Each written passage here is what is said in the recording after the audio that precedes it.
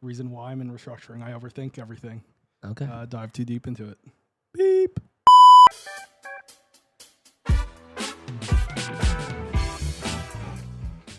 Good morning, everybody. Today is episode 9. We are joined by Leo Kim himself. Today we'll be talking about restructuring, his journey to restructuring, and how someone should approach recruiting in restructuring. So for the listeners, Leo, could you give a quick intro on yourself? How did you end up in the position today? Got it. Yeah. Max and Crudity, thank you for having me. Again, my name's Leo Kim, currently a senior here at USC, and I'll be joining Julian Loki's financial restructuring group full time. I've had a very interesting journey. I'll just say that.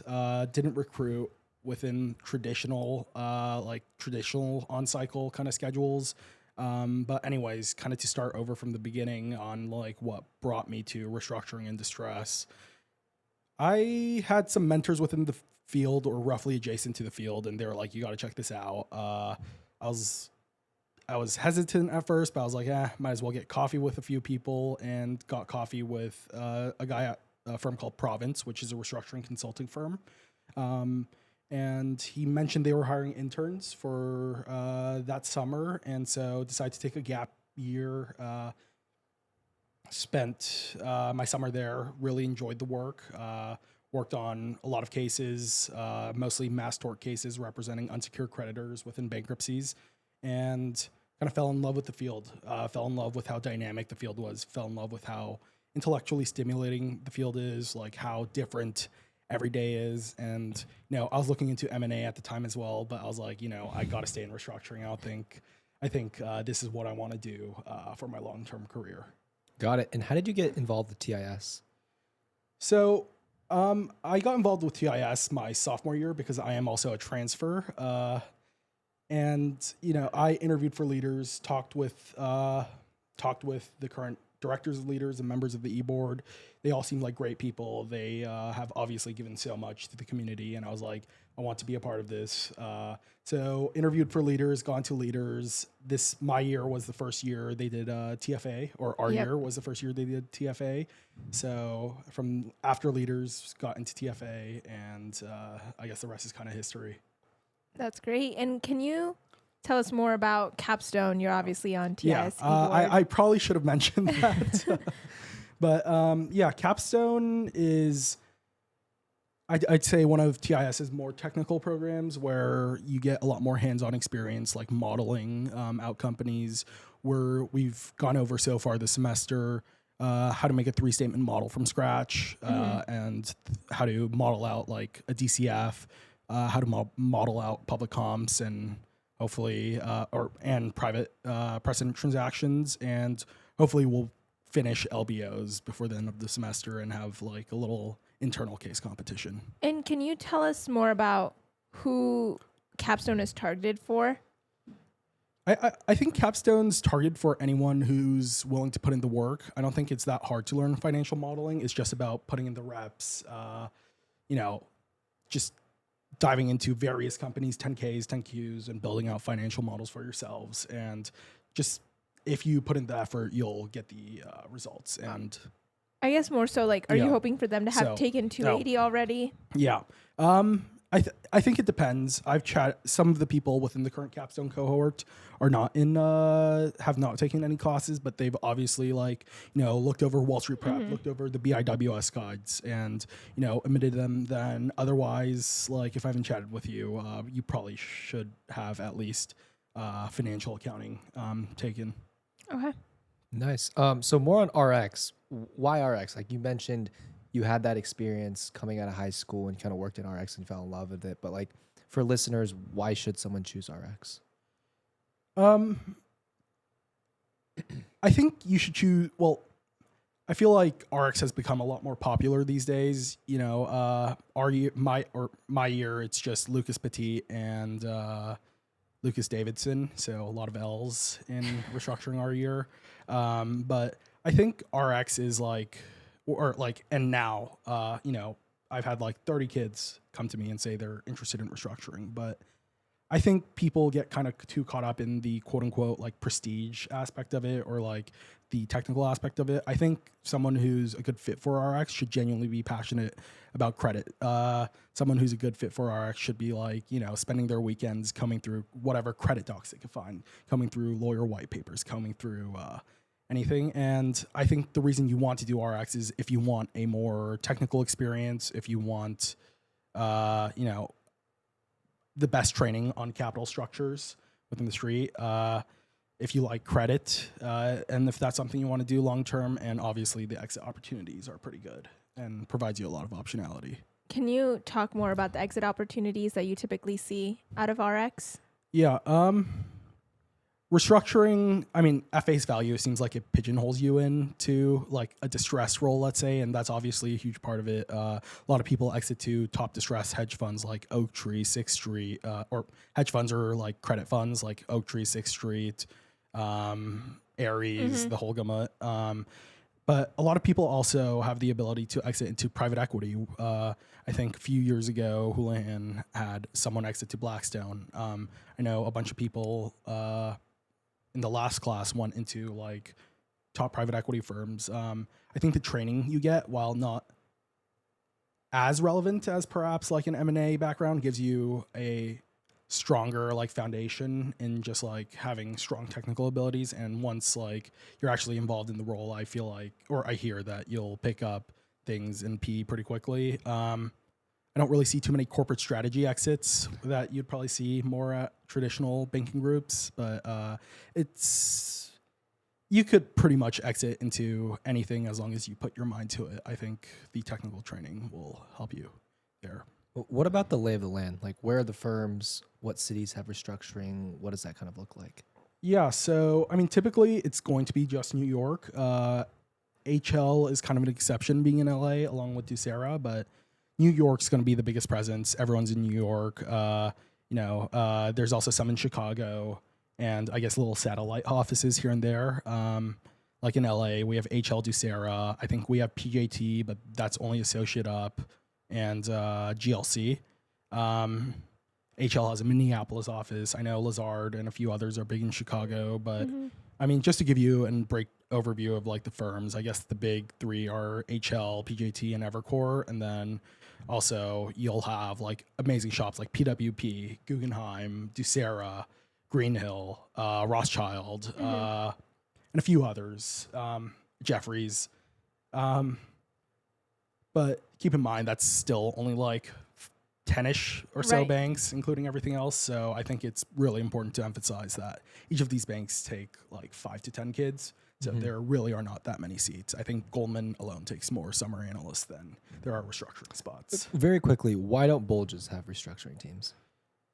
They do in a sense, but like within Levin groups, they have like liability management teams. But there's typically with how broadly syndicated loans work, literally every single CLO holder, every single bank is going to be involved in some way in the syndication process or within some form. So, or every balance sheet bank. So there's the issue of conflict of interest. So you typically will not see like a Goldman or JPM have a traditional distress team. Go ahead. I was just gonna ask, like, as kids are prepping to recruit, like, what are the resources that they should be looking at? What are the guides that they could use? I think first thing to do, get your accounting down. Everything in finance comes down to accounting. It's our language. But then the big one is restructuringinterviewguides.com, I think, or restructuringinterviewprep.com. That's like the industry standard for like restructuring interview prepping, I guess. Once you have, they have a bunch of guides on there. The guy who runs it also puts out some excellent blogs. But once you get everything in the guides down, I feel like you have to differentiate yourself further from that point. Because again, it's a super competitive field. There are very few seats. A lot of people want it. So, they're like, you should be reading literally everything available, like everything you can find, whether that be like newsletters, like let's say Petition, Octus puts out newsletters, formerly known as Reorg. Pari Passu puts out newsletters.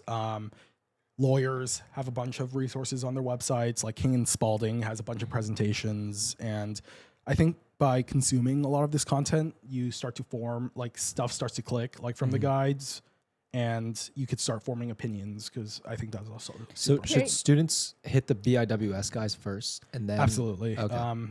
I think you need an accounting, like, to do anything in finance, you need a basic understanding of accounting. Peri Passu also has a case competition, right? Yes, I think it's their first year doing this, so I have no Okay. like comment on the quality of it Yeah. or anything. But yeah, if you're interested in restructuring, definitely check it out. So back to your point about there only being like essentially 10 options for restructuring or 10 firms. Should students recruit other industries as kind of like to hedge their bets? Because if you're recruiting restructuring purely, you're just Xing out all the bulge brackets essentially. Yeah, you absolutely should. And I think one of the benefits about restructuring is you learn a lot about credit. So if you're really focused on restructuring and credit, recruiting like leverage finance groups at a lot of the banks, super easy thing to do. I was able to impress some people with coffee chat or like during my coffee chats, and most of that came from my restructuring kind of knowledge and background. Because I'd say what you do in restructuring kind of sets the precedent for the next wave of left fin issuances. Right. Yeah. And then how technical does RX get? Like, do you need specific industry knowledge? Like, what were your interviews like? The interviews honestly consist of mostly the interview questions on like the restructuring interview guides or like some variation of the sort. It's just about adding nuance to a lot of these Okay. questions. Like, most people could go through a liquidity roll forward, right? You're just going straight down to levered free cash flow, but then it's about, adding nuance, like, how much cash do we have? Is any of the cash restricted? What's the revolver? What are the covenants on the revolver? Assuming this, and this, I would say you have 4 years of cash burn left, right? It's all about just adding nuance to the questions you get asked, and that's where you differentiate yourself. So if you were to break down everything you need to know about RX, like how would you categorize? Is it like technicals, deal knowledge, like business model understanding, or how would you kind of make a roadmap for someone who's new to restructuring? So, okay, for someone new to restructuring, first of all, get your accounting down, like I've said multiple times on this, but afterwards, just read a lot of deals, get your conceptuals down, get your technicals down. But I think the most important thing people look for in general is passion. If you don't have a good tell me about yourself, like why RX story, then you're pretty much out at most banks. Really? I'd say Okay. people are looking, or banks are looking for people who actually like seem to enjoy the industry. And I'm sure it's the same for like healthcare. What or was whatever. your YRX? I'm not going to repeat it verbatim, but I talked a lot about my experiences at Province in restructuring consulting and about how I wanted to get a broader overview of the deal, like a more strategic overview of deals, like focus more on the deal making aspect of the deals rather than diving deep into, let's say, leases, which is something I spent a lot of hours doing back in the day. That was pretty much my YRX because I'm in banking, consulting, while working on the same thing. You do different work streams and wanted to transition work streams over. Let's say a kid doesn't have any experience in debt or credit roll and they're interested in doing RX. How would you suggest they craft that story? I mean, that's a deeply personal thing, so Yeah. I wouldn't be able to say, but I've seen everything from talking about, just interest in like psychology majors who are interested in like the game theory aspect of a lot of these restructuring deals, or you could talk about the technical aspects about the dynamic environment. But I think it's personal. I think you have to craft something. I think they could tell if you're just kind of if Making your stuff up. story is wishy-washy. Yeah. So I'd also like genuinely hope you have a passion for RX if you pursue it, and why RX should come relatively naturally. Maybe just need some refinement after. Any recent RX trends that you would suggest kids look into who may be recruiting this in the upcoming cycle? I'm a little checked out, I won't lie, just trying to enjoy senior year, but I would say liability management's exercises are the big thing, and will probably continue to be the big thing. So I just keep looking like at all the recent liability management exercises. If you're a freshman right now, look at some now, and then maybe when you're a sophomore, kind of compare and contrast the differences between the two. So you could talk about them like, hey, I saw this last year. I noticed this year. Where do you think it's going to go? Like during your coffee chats, I think that's a great question to ask if you have specifics. I think the big thing is that restructuring is getting a lot more like restructuring deals are getting a lot more consensual. If you've ever read like, I don't know, about Elliott Capital Management and about how they seized Argentinian warship in distress, like, and that's like a classic story of like how the distress investor plays, right? Like they use litigation, they do like crazy stuff. It's a very adverse, hostile environment. It's a knife fight, but nowadays it's a lot more about consensual deal making, like during these restructuring transactions. So I'd say that's a big trend to maybe start at. Wait, so going back to the what do you kind of need to know for interviews? For like the traditional bank M&A groups, we tell them company, deal, trend. Does that apply for RX or not really? Yes, absolutely. You got to have a great deal walk. That's, Okay. I'd say, like, tell me about yourself and your passion is 30% of it. A good deal walk at some banks, like Evercore, I think is like 50% of whether you get a super day or not. And then like the technicals and everything, all the check your boxes are. In terms of deal walk, like how did you structure your answer? Was it like if X buys Y, what does X do? What does Y do? Why did it happen? But I guess restructuring, it's a little bit different. Yeah, restructuring is a bit different. And again, every deal is so different that you can't overgeneralize it. What I like to do is kind of find a theme of like what specific mechanism within restructuring helped this company, change from a good company, bad balance sheet to or good company, bad balance sheet to a or good company, good balance sheet.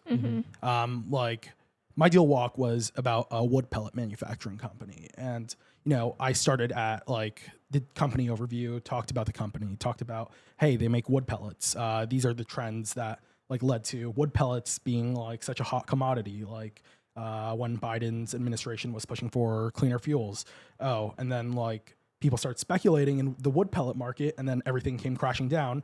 But while it crashed down, they made a bunch of bad contracts and started buying at the spot price. And not going to explain the whole thing now, but then you want to move from company overview into like descent into distress, how they got to where they are now. Okay. And then maybe talk a bit about the financials, the capital structure. So a little bit of like history and like the chronological order.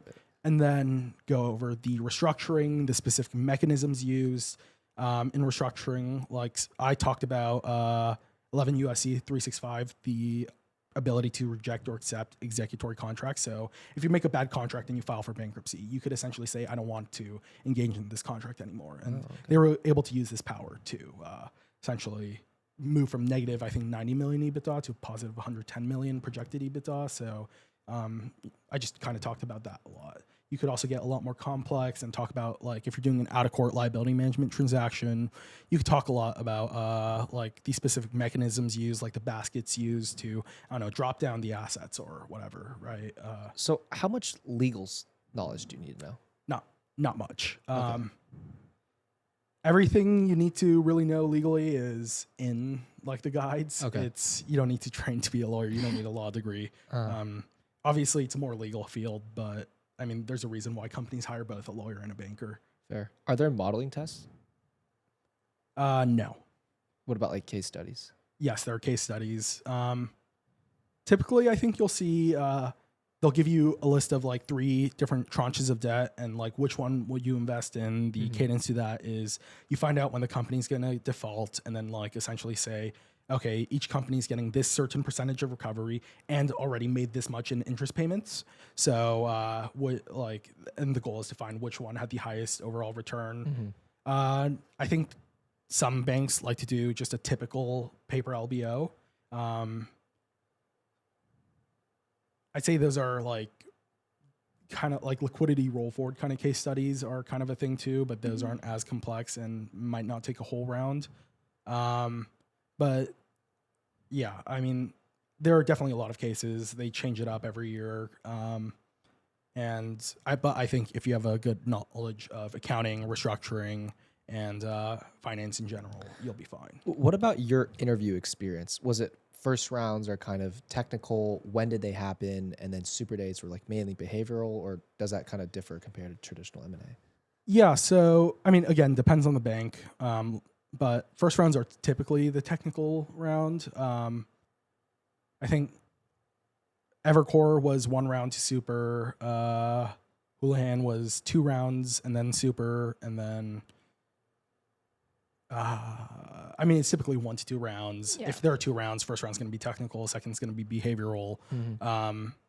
And then super day is mostly behavioral, but I'd say a lot of like conceptual stuff as well, rather than like hard technical. Behavioral as in like Like trying to get to yeah, know you? yeah, trying to get to know you, Okay. trying to like it's not like, oh, talk to me about like double dips or something. No. No, they want to get to know you as a person, Okay. and then maybe you'll have out of your 6 or whatever rounds, you'll have 1 kind of technical round, but or like a case study round typically. Okay.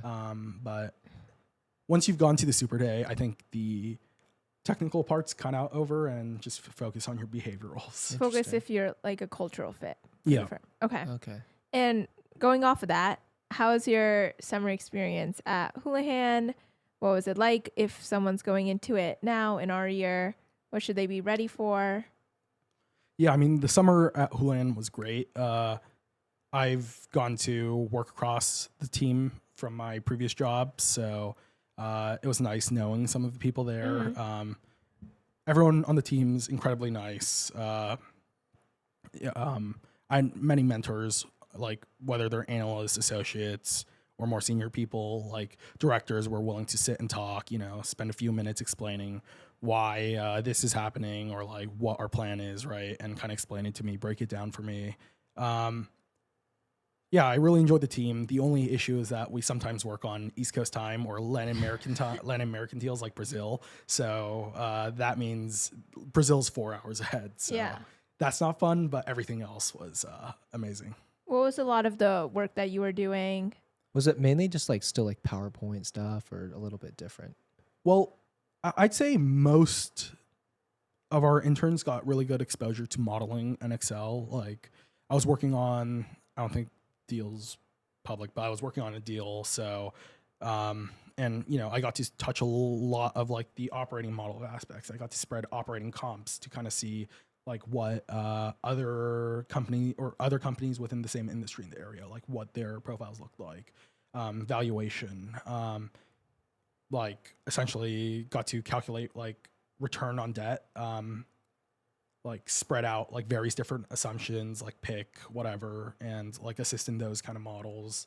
It was all a lot of real work. There wasn't any like real intern project. It was like they tossed you on live deal work and you were expected to help, and they were willing to like they like mentored you well through the process. But I feel like by the end of it, like most of them, or all of the interns actually within our class, were like clicking, learned a lot, helped or maybe not substantially, but like helped a bit on the actual deal work, and got good exposure. That's great to hear. How big was your intern class? 5 summer interns Okay. or analysts and a summer associate. Okay, solid. So one of the last questions we want to ask you is like, if you're recruiting for RX right now, like how would you do it differently compared to like what you did this past kind of cycle?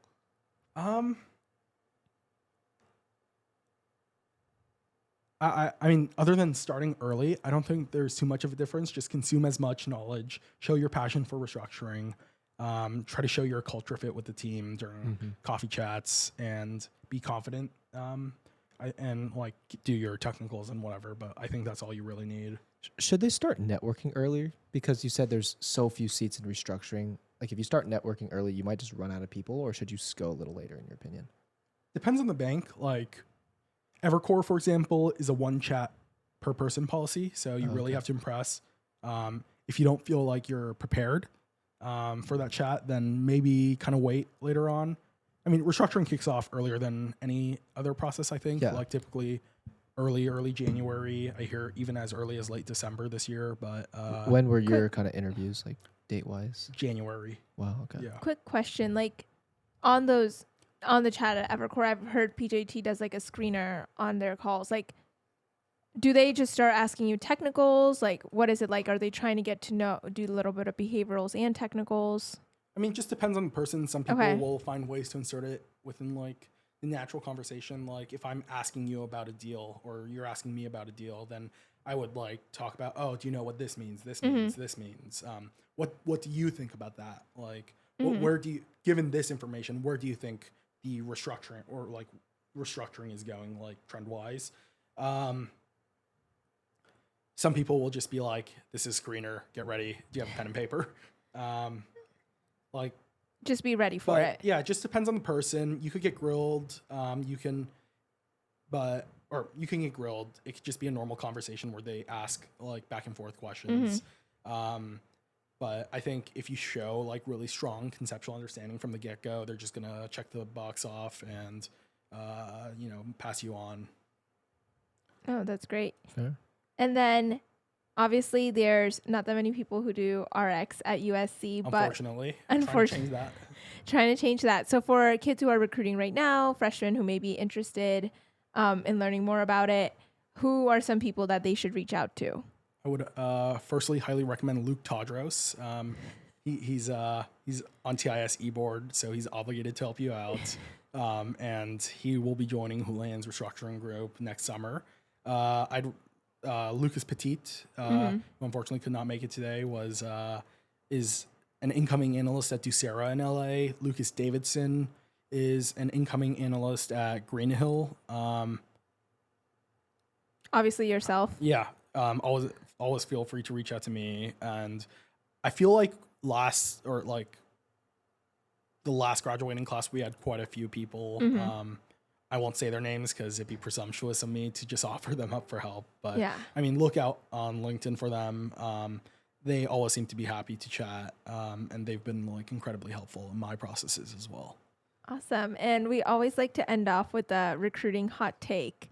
So do you have a hot take about recruiting? Be controversial, Leo. I'm trying to think. Or like words of wisdom, or like Words of anything you wisdom. want to say. A motivational quote. I mean, my words of wisdom would be like confidence comes from content. Just having a bunch of content behind or in your brain is the only way you could be confident in these interviews. Wait, that's good. Confidence comes from content. All right, you heard it first. Leo Kim. Awesome. Thank you so much for joining us, Leo. Yep. We really enjoyed talking to you, and I'm sure all the listeners will appreciate the advice. Yep. Feel free to reach out anytime if you're listening to this and interested in RX. Awesome. See you guys next week. All right, bye-bye.